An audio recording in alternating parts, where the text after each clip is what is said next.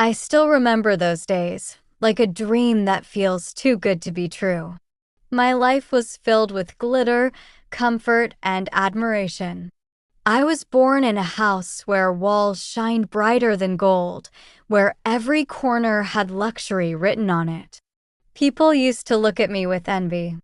They would whisper, "She's so lucky. She has everything." And honestly, I believed it too. I thought life was supposed to be this beautiful, this easy. Every morning, I would wake up in my big room, sunlight filtering through expensive curtains, the soft sound of my mother calling me for breakfast.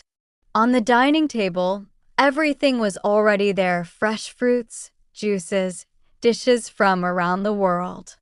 I never had to ask for anything. Everything was served before I even thought of it.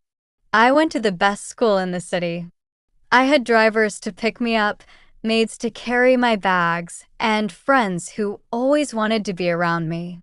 Not because of who I was inside, but because of the life I had outside. At that time, I didn't realize it. I thought they loved me. Whenever I walked into a room, people noticed. My clothes were always the best brands, my shoes sparkled, my jewelry was elegant. I was used to compliments. People would tell me I was beautiful, graceful, rich, like a princess. And I carried that crown proudly on my head. I never knew the value of money because money was always there. Shopping was not about need, it was about desire. If I liked something, I bought it without thinking twice. Thousands spent in minutes, and it never even made a difference. But you know the strangest part? Even with all that, I never truly asked myself if I was happy. I just assumed I was, because how could someone who had everything not be happy? Looking back now, I realize I was living in a bubble. A golden bubble, fragile but dazzling. I thought the laughter around me was genuine, that the friendships I had were strong, that the respect people gave me was real. I had no idea that all of it was tied, not to me, but to the wealth I carried. If I'm honest, I was proud of it. Too proud. Sometimes I looked at people who had less and thought their lives were incomplete. I never knew how wrong I was. I thought the world loved me. But what I didn't know was that the world only loved the rich version of me. And that truth, I was yet to discover. Life, it never stays the same. Back then, I didn't believe that. I thought my world was unshakable. I thought my family's wealth, our status, our respect, was forever. But then, life decided to prove me wrong. It started slowly. My father came home late one evening, his face pale, his eyes tired. I didn't notice it then, but he carried a weight that words could not explain. He smiled when he saw me, but it wasn't the same smile anymore. It was forced, heavy. At dinner, I overheard him whispering to my mother. Something about losses and business not going well. At first, I brushed it off. I thought, so what? We're rich. A little loss won't matter. But I was so naive. Days turned into weeks, and I began to see small changes. My father stopped buying the expensive things he once did so easily. The staff in our house, the drivers, the helpers, the cooks slowly started leaving, one by one. My mother would sit silently at night, staring at nothing, while my father rubbed his forehead in frustration. I remember one morning my father said, "We need to cut down on expenses."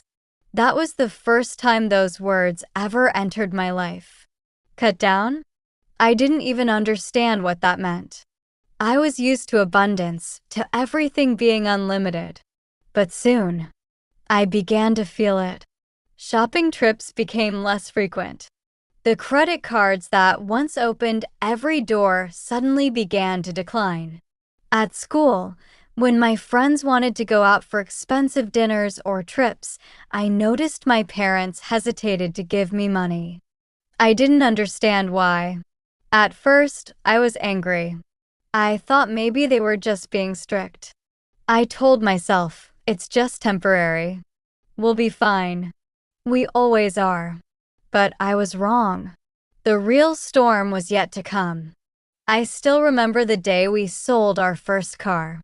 It was one of my favorites, a shiny black car that turned heads everywhere. When it left our house, I stood by the window, watching it drive away, and for the first time, my heart sank. It felt like a piece of my world was being taken from me. And then, the whispers started. Relatives began calling, pretending to check on us, but their voices carried judgment. Some even laughed behind our backs, saying they were too proud. Now look at them. My so-called friends noticed too. They weren't as eager to invite me anymore. They didn't call as often. Their smiles started to fade whenever I couldn't spend money the way I used to. That was when I realized wealth is not just money. It's the mask that covers people's true faces. Slowly, the golden walls of my life started to crack. The laughter in my house grew silent. My father grew weaker, my mother more anxious, and I began to feel fear for the very first time. Fear that everything I thought was permanent was slipping away. I had no idea how much worse it could get. But deep down, a voice inside me whispered, "This is just the beginning." I never thought I would see the day when my life would collapse right in front of me. But that day came faster than I could imagine. It was an ordinary morning when I woke up and found my mother crying silently in the kitchen. She didn't notice me at first. Her hands trembled as she held a small cup of tea, and her eyes were red from the night she must have spent awake. I asked her what happened, but she shook her head, pretending everything was fine. But I knew. I could feel it in the air. Something was terribly wrong. By evening, my father gathered us in the living room. His face, it was empty. Not the strong father I once knew, not the man who used to walk with pride. He looked smaller, weaker. And then he said the words that shattered my world. "We've lost everything. Everything. The businesses, the investments, the properties, all gone. The debts had piled up higher than the wealth we once had. And now the life I thought would never end, ended in a single moment." I remember staring at him, my heart racing, my body trembling. How could this be? How could the house I grew up in, the cars, the clothes, the life, just disappear? I wanted to scream, to cry, to believe it was a nightmare. But it wasn't. It was reality. That very week, we had to leave our mansion. The house that echoed with laughter, the rooms filled with memories, the walls covered in gold and pride were no longer ours. I packed my clothes into a small suitcase, leaving behind the luxuries I once thought defined me. The day we left, neighbors stood outside, whispering, watching us. Some looked with pity, others with satisfaction, as if they were happy to see us fall. That walk from the front door to the car waiting outside felt like the longest walk of my life. My heart broke with every step. But the worst pain wasn't losing the house. It was losing people. The friends who once surrounded me, they vanished. The relatives who always came for parties, they disappeared. The smiles I thought were genuine turned into cold silence. I tried reaching out to my best friend, the one I thought would stand by me no matter what. But when I called her, she ignored my calls. When I messaged her, she didn't reply. Days later, I saw her laughing with others, living the life we once lived together. She had replaced me so easily. That night, I cried myself to sleep. For the first time in my life, I felt completely alone. And loneliness, it's heavier than poverty. We moved into a small house, nothing like what we were used to. One room, bare walls, no servants, no comfort. I had to do things I never imagined: cleaning, cooking, managing with so little. Every small thing felt like a mountain to climb. My hands, which once held expensive jewelry, now held brooms and dirty dishes. But what hurt the most was the way people treated me. At school, I became invisible. The same classmates who once admired me now avoided me. Some even mocked me, saying things like, "She's nothing without her money." And maybe they were right, because without money, I wasn't the girl they wanted anymore. One day, I overheard two girls whispering about me. They laughed and said, "Remember when she used to show off her branded clothes? Look at her now." Pathetic. Those words cut deeper than knives. For the first time, I began to see the world for what it truly was: cruel, cold, and full of people who only stay when the sun is shining, but run away when the storm begins. I sat by the window that night, staring at the dark sky, asking myself, who am I now? Without money, without status, without admiration, who am I? And the truth was painful. I didn't know anymore. Life after wealth was nothing like I imagined. It wasn't just about losing the big house, the cars, or the glamorous parties. It was about losing dignity, piece by piece, every single day. I remember the first time I went to the market with my mother. We didn't have a chauffeur anymore. No shiny car waiting outside. We had to walk, barefoot in some places, because we couldn't afford good shoes. People looked at us differently. The same shopkeepers who once greeted me with wide smiles, offering me the best products, now barely looked at me. To them, I was no longer valuable. There was a time when I could buy anything without checking the price tag. But now, I had to count every coin carefully, sometimes even returning items because we didn't have enough. The shame burned inside me like fire. At night, I could hear my father sighing in his sleep, whispering apologies he didn't know I could hear. My mother tried to stay strong, but I often caught her crying quietly in the corner, wiping her tears before anyone noticed. That sight broke me. I had never seen her look so helpless. The hardest part was school. I had to wear the same old clothes again and again. Clothes that were once designer labels now looked faded and torn. My shoes had holes, my bag was ripped. Every morning, I felt humiliated just walking through those gates. And the students, they were cruel. One boy smirked at me and said, "Didn't your dad used to be rich? What happened? Lost all your gold." Others laughed. Each laugh felt like a knife cutting through my pride. I tried to ignore them, but their whispers followed me everywhere. "She used to act like a queen. Look at her now."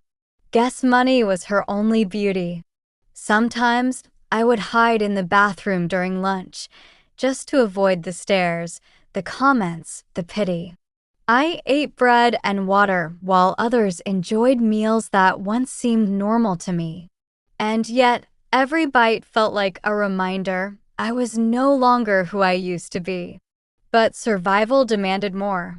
There came a day when my mother asked me to help earn a little money. I had never worked in my life before. The idea terrified me. But we needed it.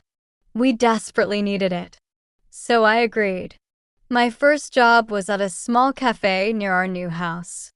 I served tea and cleaned tables. My hands, which once wore diamond rings, now scrubbed dirty dishes covered in grease. Customers barely noticed me, except when they shouted at me for being too slow. And oh, the humiliation when someone recognized me. A former classmate once walked in. She looked at me in shock and whispered something to her friends. They laughed. I wanted to disappear, to sink into the floor. My face burned with shame, and I cried silently that night, wondering how life could turn so cruel. But no matter how hard things got, I realized something important. This was survival.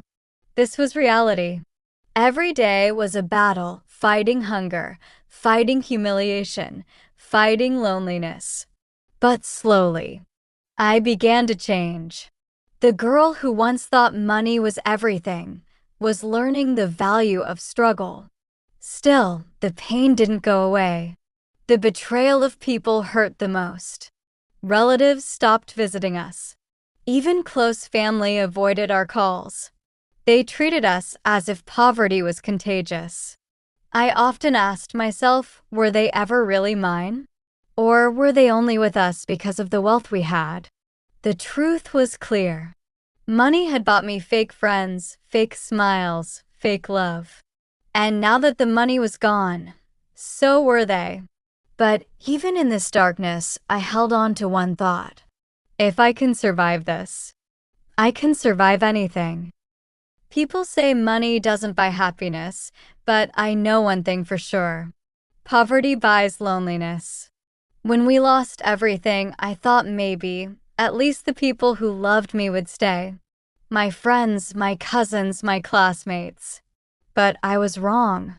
The invitations stopped coming. No more birthday parties, no more hangouts, no late-night calls. My phone, which once rang endlessly, became silent. Days passed, weeks passed, and I realized something heartbreaking: no one needed me anymore. One evening, I texted a friend I had known for years. "Hey, it's been a long time. Want to meet up?"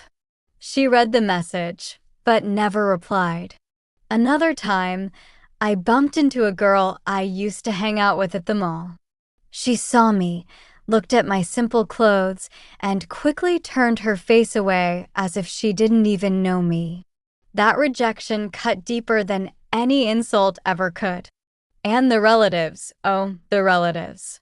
The same ones who once praised my family, who came to our house just to taste the rich food, who smiled for pictures in our garden, now they avoided us. They made excuses when my mother invited them. Some even said cruel things like, "You should have managed your money better. You brought this on yourself." Those words echoed in my head every night. Loneliness became my constant companion. I stopped going to school regularly because I couldn't bear the humiliation.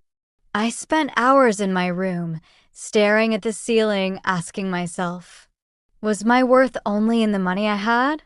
Did no one ever see me for who I really was? I cried quietly, hiding from my parents, because I didn't want to add to their pain. But my heart was breaking.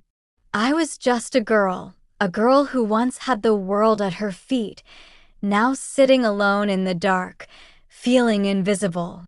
One memory still haunts me. It was my birthday. We couldn't afford a cake. My mother made a small piece of bread with sugar on top and placed a candle in it. She smiled at me and said, "Happy birthday, my love."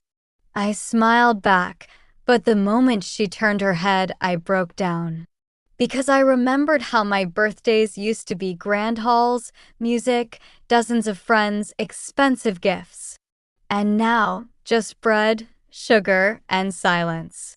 That night, I whispered to myself, "This is not just poverty. This is loneliness." But deep inside, another voice whispered back, "One day, they will regret leaving you. One day, you will rise again."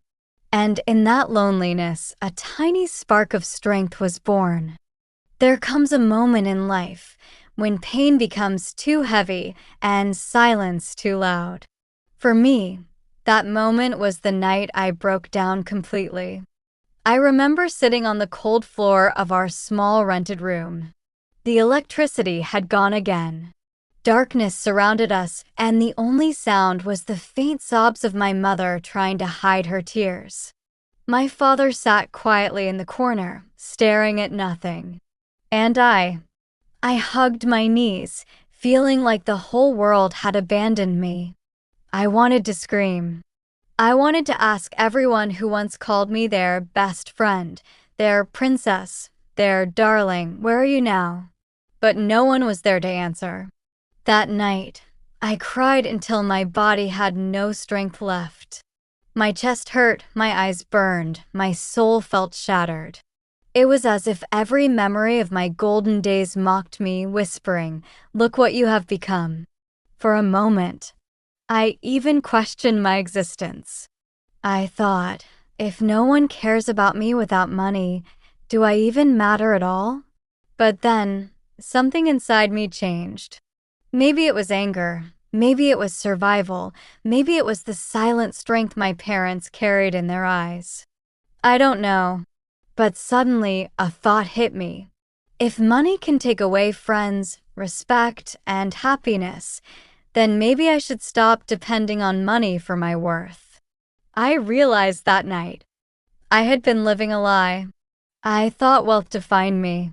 I thought luxury was my identity. But all along, those things were temporary. What truly mattered was something deeper. I looked at my mother's tired face, my father's silent suffering, and I thought, they didn't give up on me. They're still here. Even in this darkness. Even in this poverty. And in that moment, I promised myself something. I promised that I would rise again. Not for the fake friends, not for the greedy relatives, but for my parents and for myself. I decided that my story would not end in tears. Yes, people laughed at me now. Yes, they turned their backs. But one day, they would see me stronger than ever. One day, I would build myself not on money, but on courage, on hard work, on resilience. That night, in my deepest pain, I whispered to myself, I may be broken, but I am not finished. It was the breaking point of my life, but also the birth of a new me. When I decided that my story would not end in tears, I knew it wouldn't be easy. I had no money, no support, no friends, nothing except my determination. The next morning, I woke up with swollen eyes, but a new fire in my heart. For the first time, instead of crying over what I had lost, I asked myself, what can I do with what I still have? I still had my voice. I still had my hands. I still had my mind. And most importantly, I still had the love of my parents. I began small. I started helping my mother stitch clothes for neighbors. At first, it was humiliating. I thought, the girl who once wore designer dresses is now sewing torn fabric? But slowly, I realized there was pride in earning, no matter how small the amount. I also looked for ways to study harder. Education became my secret weapon. While others mocked me for being poor, I stayed up late with borrowed books, teaching myself skills, practicing, and learning. Every rupee I earned, I saved. Not for luxury, not for show-off, but for my future. There were days when hunger gnawed at my stomach, when the candles burned out and we sat in darkness. But instead of feeling hopeless, I told myself, this darkness will not last forever. One day, the lights will shine again. I faced countless insults along the way. Some people laughed at me, saying, she's desperate. Look at her working like this. Others whispered, from riches to rags. How pathetic. At first, their words hurt me deeply. But then I began to smile at their cruelty. Because their laughter reminded me of one truth. They were noticing me. They were watching. And one day, they would see me rise. My parents became my biggest strength. Every time I felt like giving up, my mother held my hand and whispered, don't forget, my child, you were born to shine. Those words became my heartbeat. Slowly, I built small steps toward my dream. I joined part-time jobs. I learned skills. I taught younger kids for extra income. Day by day, my life became a battlefield. But instead of being afraid, I learned to fight. And something beautiful happened. I began to discover myself, not the rich girl who lived in mansions, not the princess with diamonds, but a girl with resilience, with courage, with unbreakable strength. Yes, the world had turned its back on me, but in their absence, I found my own light. The struggle was hard, painful, exhausting, but it was also the proof that I was alive, that I was capable of standing on my own. And deep in my heart, I knew this was just the beginning. Years passed, and slowly, my struggle began to show results. The girl who once lost everything had now built something new, something stronger, something no one could ever take away from her. I still remember the first time I earned enough money to buy a gift for my parents. It wasn't expensive, it was just a small wristwatch for my father and a warm shawl for my mother. But when I gave it to them, the tears in their eyes meant more to me than all the diamonds I once owned. Step by step, my life changed. I worked hard, studied harder, and refused to give up. There were failures, yes. Many times I fell, but every time I reminded myself of that night when I had whispered in the darkness, I may be broken, but I am not finished. Soon, opportunities started opening. People who once ignored me now wanted to work with me. The same neighbors who gossiped about our downfall began praising my determination. The fake friends who had left me suddenly returned, pretending to care. But by then, I was no longer the same girl. I didn't crave their approval. I didn't need their friendship, because my worth was no longer tied to money or status. My worth came from my resilience, my courage, my heart. One day, I walked past the very mansion I once lived in. I saw a different family there now, enjoying the luxuries I had once taken for granted. For a moment, my heart ached. But then, I smiled, because I realized a house of gold doesn't mean a heart of peace. I had peace now. I had dignity. And I had earned every bit of it myself. Life had taught me the hardest but most valuable lesson. People love you when you have wealth. But true love, true respect, true value only shines when everything else is gone. If you ask me today, would you want your old life back? My answer would be simple, no. Because losing everything gave me myself. I am not the same spoiled rich girl anymore. I am a woman who knows pain, who knows betrayal, who knows hunger, who knows darkness, but also knows strength, courage, and light. And if anyone listening to my story feels broken, abandoned, or worthless, remember this. You are not defined by what you lose. You are defined by how you rise after losing it. Today, I stand tall not because I am rich again, but because I am unshakable. And that is the real success. When life started giving me small victories, I realized something important. I was no longer the girl who once measured her worth by money. I was someone different now. But destiny has its own way of testing you. One day, I received an invitation to a reunion, a gathering of people I once knew, people who had been part of my rich world. My heart hesitated. Memories of their fake smiles and sharp betrayals still burned inside me. A part of me didn't want to go. But another part whispered, you are not going there as the girl who lost everything.